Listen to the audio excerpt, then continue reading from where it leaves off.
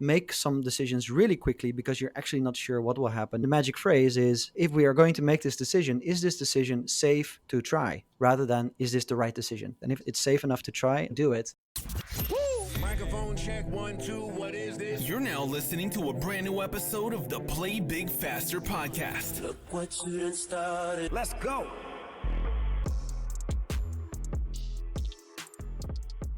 Welcome to another episode of the Play Big Faster podcast. We're joined in this episode by Jurriaan Kamer. Jurriaan is an organizational change expert focused on applying modern methods for unblocking organizations and improving their outcomes. Now, for you entrepreneurs who are listening to the podcast, or you may be watching this, there are so many things in an organization that you think about when you start, but sometimes you do run into roadblocks, and we are here today to talk about those things, and we have some resources for you as well. Jurriaan, welcome to the podcast. Thank you, Shri. Thank you for having me. So how did you start helping organizations? Was that something that you always knew you wanted to do, or was that something you fell into? I definitely fell into it. For a long time, I was focused on software development and computer problems. But over time, I just became more interested in human problems. How do you get larger groups of people to work together? And especially starting out in software development, we got stuck in the bureaucratic rules of the organization, and we just couldn't go as fast as we wanted. So then I became interested, like, how can we get management leaders to adopt a mindset of going fast and iterating and improving outcomes? Now, there is so much to unpack with what you just said, because when we talk about mindset, we have to look at it from different angles. Hmm. You have the owner's mindset, you have management, and then Yeah. you have all the worker bees who are carrying out the tasks to make the organization work. So where do you start when you're looking at getting deep into some of the mindset? Yeah, I think ultimately you want to develop an organization where the working bees that you call them, they think and act as if they are the CEO of the company, which is obviously not realistic, but it is a good thought experiment, because ultimately you want everybody in the organization to do the right thing every day. And how, if you're going to grow and scale, you don't want and you cannot actually get all the decision making concentrated at the top of the organization, which is still often the case. You see organizations that have grown a lot and still everybody just looks up to the founder or the director to figure out, can I do this? Should I do this? That's very paralyzing. And I think there's a missed opportunity if you have an organization like that. To flip it around in terms of mindset, think about the conditions that the working bees or everyone in the organization need to have in order for them to think and act and do the right thing every day. So that's at least one thing I want to share. So where does this start? Does it start in the interview process? Does it start with onboarding? And how do you maintain it over time? I think honestly, it's none of those. It is the way you lead your organization, I think, has an extreme effect on that. If you're someone who has a lot of information transparently, who is in touch with people in the workforce and ask them what they need, if you are leading from behind rather than in front, creating the environment where people can take the initiative and do the right thing every day, I think that's the job of leaders that is often underemphasized. Especially if you started a company and are growing it, you're in the work because everything already, all the decisions that you've been making yourself.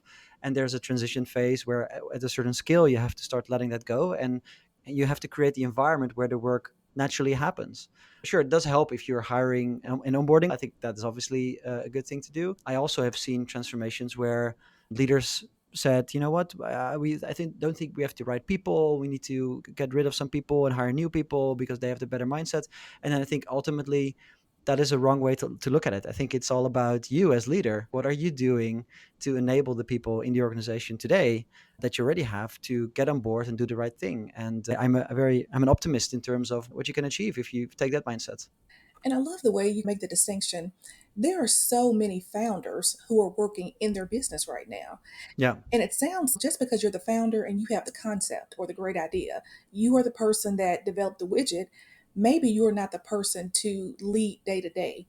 So Yeah. you have founders who are not good with people. What is your recommendation on how to approach that from a leadership perspective? Yeah, I think it's important to, as a founder or as any leader, that the strengths and weaknesses that you have, that you go on a personal development journey where you reflect and ask feedback from the people around you. What do you think I'm not that great at? And what do you think I'm great at? And if you're unable to develop your weaknesses, you have to hire for it and make sure other people take care of those things. I think ultimately the shift, I sometimes compare it to a traffic cop or somebody who's in the middle of the traffic intersection trying to direct all the traffic and telling everybody where to go, towards a role of somebody who is more like a road designer, who is maybe either from behind a desk, but at least look at the bigger picture and create an intersection and be the architect of the organization and work on the system rather than in the system. And that includes removing yourself from the equation. So these are some great things. For people that have small businesses, all the way up to the larger businesses, let's just take us through the process. And while we're doing this, because I know we talked about that we have some resources, what tools would you recommend to people just to get started? Because if I'm someone who may not have a formal education, but I have a business, I have a great idea, how Mhm. do I start if I don't have these skills? Yeah, I think, and are you talking about the personal development journey that we talked about? Personal development. Yeah. Yeah, I think so. 100%. It's about asking for feedback as much as you can, taking it, both giving and receiving feedback is a skill that can be developed and should be developed. But if you do it more often, you get better at it. Sometimes, not always, but I think be very humble and say, you know what, I built this great company. You're all following me. That's great. And also, I want to get better and learn. That's where you start. And you start asking either anonymously or non-anonymously for people to tell you what they appreciate, but also what they think you can improve. And then when you have all that information, you play it back to the group and say, this was interesting. This theme apparently came back a few times. And you can say, I don't know yet what to do with it. Like maybe I don't even agree with it. But as if 5 or 6 people are telling you something is true, it's probably somewhat true. But that's where to start. And from there, if you take the mindset of constantly trying to improve the organizational system, that's also very helpful. When we work with leaders, we really try to instill a habit or master the habit of reflecting and improving. And the very simple way to do that is to schedule a monthly or 6 weekly session of an hour where you sit down with your core team and say, okay, let's not talk about the rush of today and the tasks ahead, but let's look back at the last 6 weeks and discuss how is it actually going? Are we improving? Are we getting better? What went really well? And let's appreciate that. But also, what are things that are constantly coming back? And it's about taking this mindset of discovery. Let's see what we can learn here if we get all these people to talk about what could be improved. And if that happens at every level of the organization and you're able to integrate the lessons learned, what are people in the front lines experiencing? What are the people in the middle management experiencing? What is people in the board experiencing? And then connecting those communication layers and developing initiatives to improve that road design, like I said before, that's a really good way to set the flywheel into action to continuously make the organization better and stronger. So, in your new book, you've shared a lot of these things. Let's talk about the book a little bit and what we can expect to find. Yeah. Yeah, so the book is titled Unblock, is clear the way for results and develop a thriving organization. And it's a book for leaders that have a specific strategic ambition or strategic vision in mind, but they face the challenges in their organization. They feel that their organization is blocked or blocking them from achieving that. And organizations are highly complex and every organization is different. So part of the struggle of writing the book is that I don't really believe in fixed frameworks or like the silver bullet. Let's just follow these 10 steps and everything is solved. So instead, I took the approach of chopping it up into 6 chapters. And these are the 6 elements of an organization that we found can be blocked in a lot of our clients' organizations. It starts with strategy. So how do you set a strategy that actually is able to create focus and is able to rally the troops and get everybody moving in the right direction? It goes into steering. So how do you constantly take those feedback loops and steer along the way? It talks a lot about decision making. How do we accelerate decision making and unblock it? It talks about meetings, how to create a meeting culture that instead of hindering progress, it actually helps you make progress. And I think, yeah, the last one is, oh, there's two. Yeah, two more. Then we have ownership, which is about how do you creating an environment where people take initiative and take ownership and have an explicit mandate where they don't have to ask for permission. And finally, it's about teamwork and psychological safety, which is all about this habit of feedback and reflection and more empathetic conversations. So, is this book just for founders, or can managers or supervisors at any level use the book? I think people at every level can use the book. I think especially because it's so modular. We have a lot of clients that are in medium to large sized organizations, but we also work with small organizations that found elements of it extremely helpful. So it's really like a field book. It's a practical book, so it allows you to pick what parts to skip and what parts to do. And when you get into a certain area, you get a lot of practical takeaways that you can apply today, which is different from many other business books, right? Where there's a lot of inspiration books out there and case studies, but this is a practical step-by-step book for leaders. So, have you found that there are different struggles? For instance, you have this broken into 6 modules. Have Mhm. you found that maybe smaller organizations maybe struggle with module 3, while the larger organizations may struggle with module 5 the most? What are some of the differences in terms of how you address those blocks in organizations? Yeah, there are definitely patterns, but I would also say like even a small organization, like one is different from the other. The thing I do see with smaller organizations is that there's often a lack of structure, which so especially if you're a startup, like everybody just does everything, but the moment you start to grow, there's a lack of clarity around structure and who does what. And people can get stuck in either overworking or not dividing the tasks smart enough. Decision rights might be unclear who can make what decision, which then means that we also always have to involve the founder or talk with everyone. While the bigger organizations, they struggle with an overload of structure, too many layers, too many meetings, too many processes.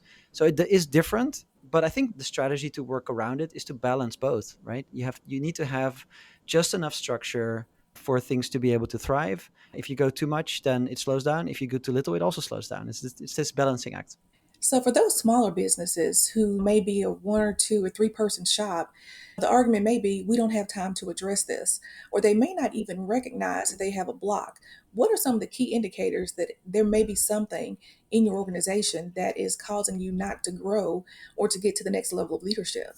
Yeah, so it can be expressed in different areas. Like you said, if you're seeing difficulties in growing your numbers, your financial numbers, that's an indicator. That could either be an organizational blockage or a misalignment between your product and the market, right? It could also be like market conditions that are hindering it. But it's also about if you see engaged or not so engaged employees. I think there's a big indicator. Are people just showing up to get their paycheck, or are people really showing up with energy, ideas, enthusiasm, and are able to make the impact they want? And I think that can create a huge difference between a successful and a less successful organization. And in order for you to achieve that level of engagement, I think it's important to have conversations with everyone who works there, asking them, what is holding you back from doing the best work of your lives? What inspires you when you come here? What do you hope will happen here? Ideally, if you were the CEO, what would you actually do? If you would have a magic wand, what would you want to change about this place? And I think those are really powerful and inspirational questions to have if you're a founder. And that way you can discover a lot of things that might be hidden if you don't have those conversations. This seems like such an awesome resource. It's almost, do you remember when Oprah had her show and she would have her book club? And so Uh-huh. everybody's going to leave with a book. You get a book and you get a book. Yeah. Every organization needs a book like this because there are just so many things Hmm. while you're working in your business that you may be unaware of. And so I love the clarity that you bring to that. Hmm. Thank you. Yeah. Yeah. It's 10 years in the making. Like the book took a year to write, but it took at least a decade to experiment with everything that's in it. And yeah, I've tried to capture everything that I've discovered could work pretty well. So hopefully this is also helpful to the listeners of this podcast. It sounds like fine wine. When you have the berry, it's not the wine until years later. It's not that fine wine until years later. So we're Hmm. definitely looking forward to getting that book out in the marketplace and sharing some of those ideas with leadership. If you had one piece of advice to share with entrepreneurs on how to play big faster when we talk about leadership and just developing their organizational game, what would it Yeah. be? Yeah, I think a lot of the work that leaders do is decision making. And decision making is a make or break thing in organizations. The thing that I always bring to almost all the engagements that I do is a magic phrase, which can really radically accelerate how you make decisions and how you think about decisions.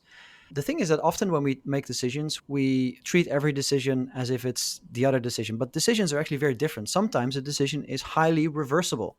And sometimes it makes sense to, instead of analyzing further, you would just go and do something to discover if it works. So you have to really not spend so much time, and I call it in the book the cost of dragging your feet. You should really, go out there, make some decisions really quickly because you're actually not sure what will happen. You have imperfect information. You have to get comfortable with that. And then the question, the magic phrase is, if we are going to make this decision, is this decision safe to try? Rather than, is this the right decision? Is it safe to try? Is a very different way of thinking about it, because we're talking about what can we actually do that is safe, and what can we do that we can try now. And that can get you out of this notion that everybody in the team needs to agree. It's that nobody in the team should object. And if everybody's like, nobody objects, it's safe enough to try, let's go do it, it can really accelerate new ideas, new experiments, and new feedback loops. This has been so good. So, if someone were interested in working with you and going through some of these different ideas and stages, how could they contact you, or what is the best way to reach you? I'm pretty active on LinkedIn, so they could go and follow me on LinkedIn. You can look up my name in the episode name, or they can go to www.unblockbook.net, and there they can find more about the book and has links to our services as well. That is so good. Thank you so much for being with us. Thank you. And to everyone else, until next time, play big faster. Thanks for listening to this episode, and remember to play big faster.